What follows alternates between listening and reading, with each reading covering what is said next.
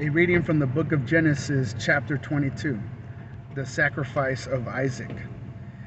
After these things, God tested Abraham and said to him, Abraham, and he said, Here I am. He said, Take your son, your only son Isaac, whom you love, and go to the land of Moriah, and offer him there as a burnt offering on one of the mountains of which I shall tell you.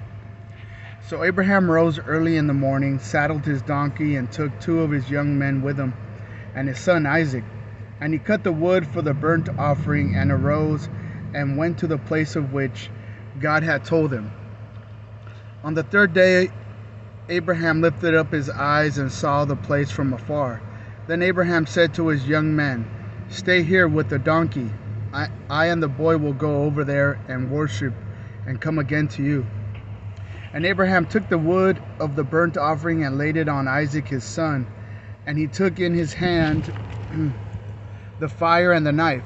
So they went both of them together. And Isaac said to his father, Abraham, My father. And he said, Here I am, my son, he said.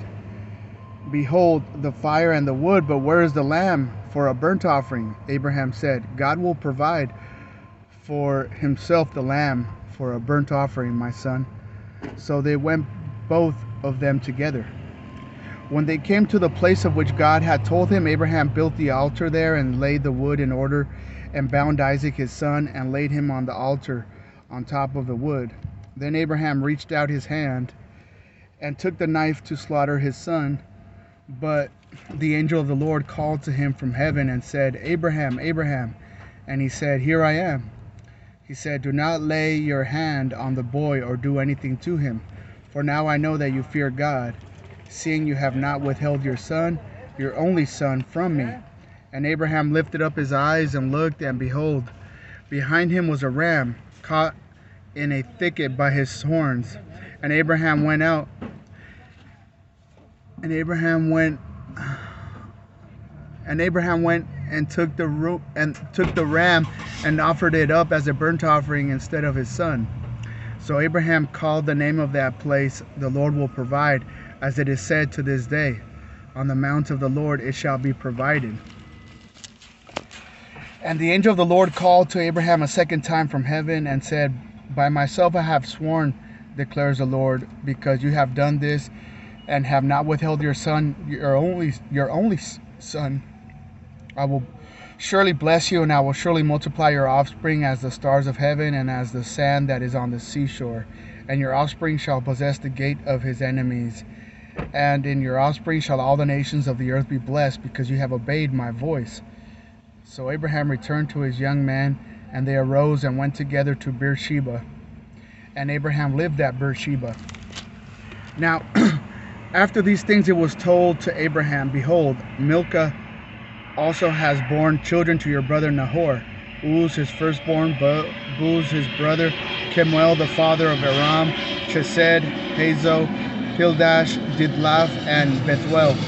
Bethuel fathered Rebekah. These 8 Milcah bore to Nahor, Abraham's brother. Moreover, his concubine, whose name was Reumah, bore Tebah, Gaham, Tahash, and Maacah. The word of the Lord. Thanks be to God. Okay, so here I am right before entering work. Didn't have a chance to really do this earlier today, and I don't want to do it once I get off of work. It'd be a little late. But I noticed, something amazingly great about Abraham is, first of all, he always wanted a child, and at the age of 100 he finally got his son Isaac. And now Isaac is about maybe a teenager, maybe not, maybe a little less than a teenager, and God is starting to ask Abraham for him to sacrifice him. I mean, that is incredible, how God could ask him for such a thing. To me, it just sounds outright wrong. Like, how does a loving God ask, first of all, open the womb of a barren wife, and at an old age finally give an heir to a man, and then years later ask for the father to kill the son. I mean, that just sounds completely odd and wrong and wicked even. But I'm not one to judge. I don't see why. I'm not going to put myself above God to understand why he did that. But what really floors me is to see that Abraham didn't really give God any reluctancy. He basically went to it, and I'm sure he was going to kill his son with all the pain in his heart. He was willing to sacrifice his son, just like God had told him to sacrifice his son. And he was going to do it, and he was taking all the necessary measures to do it. He took the wood, the fire. He took other men from his household to help out, and he was going to take his son by himself up to that mountaintop that God had indicated, and he basically was about to put the knife in him to kill him. And once again, I'm just like flabbergasted by this bizarre demand from God. Because if I put myself in Abraham's shoes, or even just in my shoes, if God were to tell me to kill my daughter, or if I had a son the age of Isaac, I would be like, no, I can't do that. I mean, I wouldn't be able to comprehend it. I wouldn't be able to understand why he would want me to do such a thing. Because it seems to contradict entirely what it means to love someone. Why would you kill somebody you love? You really love. And so it's a bit of puzzling, to say the least. But nonetheless, Abraham was going to do it. And as he was going to do it, he had his son on top of the wood ready to slaughter him, and he reached out his hand and took the knife to slaughter his son. But the angel of the Lord came to him, called to him from heaven, and said, Abraham, Abraham. And he said, Here I am. He said, Do not lay your hand on the boy or do anything to him, for now I know that you fear God, seeing you have not withheld your son, your only son, from me. The word of the Lord. And so that tells me that it was a matter of what had more importance in Abraham's heart, in his life, fear of God or the love of his son. And he chose wisely. He chose the fear of God, and that's why God allowed the angel to holler out and stop Abraham from actually killing his son, even though he feared God more, and he was 100% ready to obey God even in those extreme circumstances, which he probably didn't understand either. And so Abraham lifted up his eyes, and he saw that there was a ram caught in the thicket by his horns, and he was able to grab that ram and offer it instead of his son as a burnt offering. And sure enough, the Lord did provide. On the mount of the Lord it shall be provided.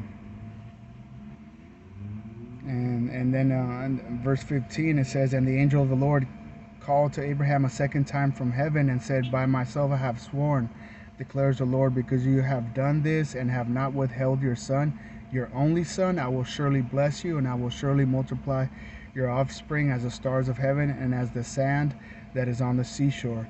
And your offspring shall possess the gate of his enemies. And in your offspring shall all the nations of the earth be blessed, because you have obeyed my voice. The word of the Lord. Thanks be to God. So it just goes to show that obedience to God is supreme. If God tells you to do something, just do it. Don't try to ask or try to excuse your way out of it. And